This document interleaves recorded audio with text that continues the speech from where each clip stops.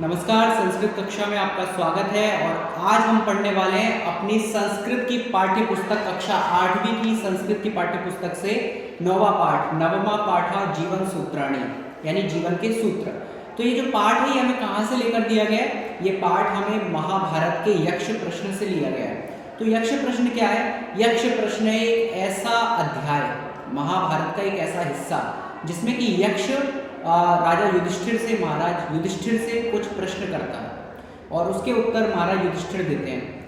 तो इस कथा के पीछे आपको थोड़ा सा उद्देश्य बता देता हूँ कि क्या होता है। एक जिस समय महाभारत के समय सारे के सारे पांचों पांडव अज्ञातवास के दौरान होते हैं, वन में होते हैं, उस समय वन में क्या होता है कि एक सभी पांडवों को प्यास लगती है, द्रौपदी को प्यास लगती है और पांचों पांडव एक एक करके नदी में जल लेने के लिए जाते हैं और जल लेने जाते हैं तो वहाँ जाके बेहोश हो जाते हैं, मृत प्राय हो जाते हैं, मृत हो जाते हैं।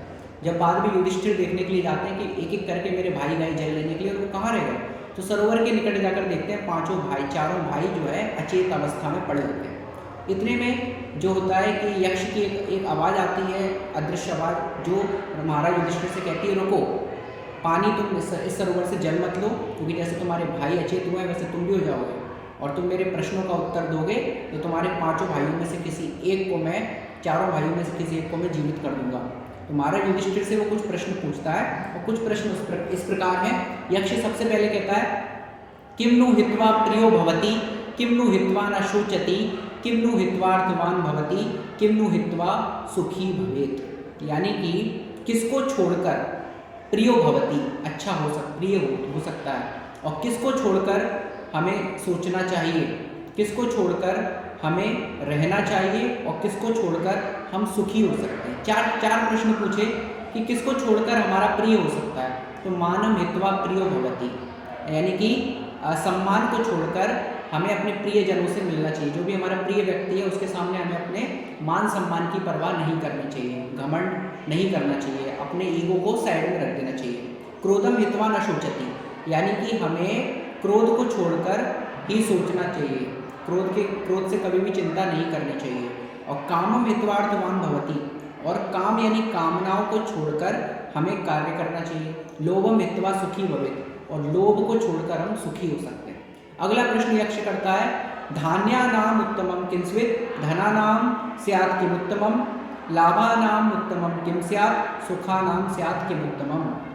यानी कि धान्य से ज़्यादा, यानी कि अनाज से ज़्यादा उत्तम क्या है, धनानाम स्यात् किम उत्तमम, और धन से ज़्यादा उत्तम क्या है, लाभानाम उत्तमम किम स्यात्, और लाभों में सभी लाभों में क्या उत्तम है, और सुखानाम स्यात् किम उत्तमम, और सुखों में सबसे ज़्यादा उत्तम क्या है। तो राजा युधिष्ठिर कहते हैं धान्यानाम उत्तमम दाक्ष्यम, यानी कि सभी गुणों में सबसे श्रेष्ठ है दाक्ष्यम यानी चतुराई, और धनानाम उत्तमम श्रुतम, और सभी धनों में सबसे अधिक उत्तम है वेद यानी कि ज्ञान, और लाभानाम श्रेय आरोग्यम, यानी सभी लाभों में जो है आरोग्य का लाभ सबसे ज़्यादा श्रेष्ठ है। यदि हम निरोगी हैं, यदि हमें कोई रोग नहीं है तो वो सबसे श्रेष्ठ लाभ है।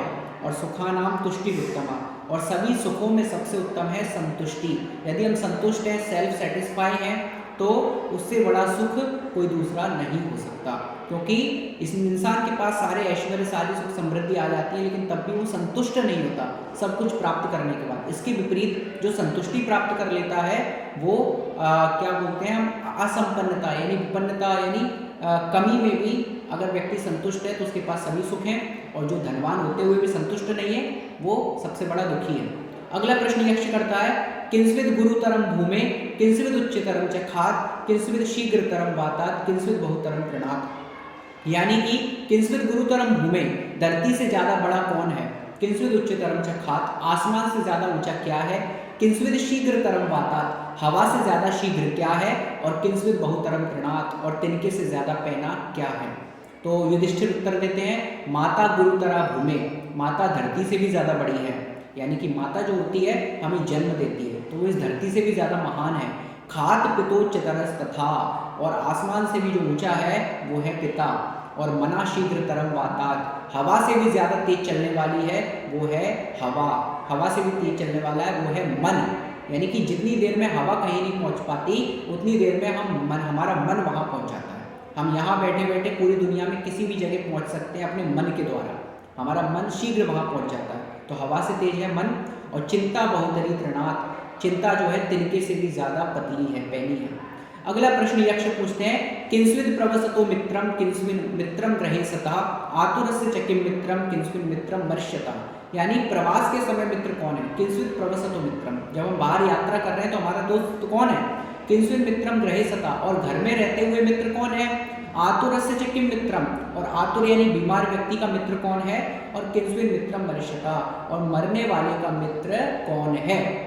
युधिष्ठिर उत्तर देते हैं, सार्था प्रवसतो मित्रम, यानी जो पैसे के साथ है वही हमारा प्रवास के समय, यात्रा के समय मित्र है, क्योंकि बाहर पैसा ही काम आता है।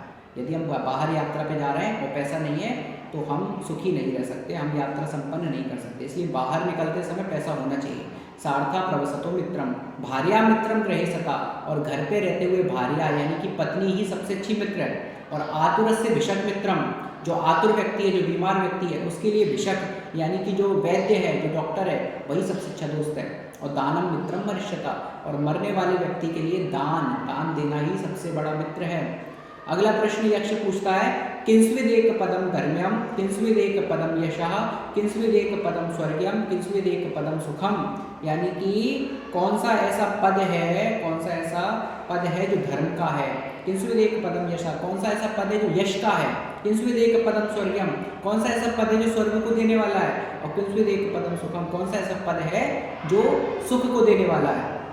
तो युधिष्ठिर कहते हैं, दाक्ष्यम एक पदम धर्म्यम, चतुराई ही सबसे बड़ा धर्म का पद है।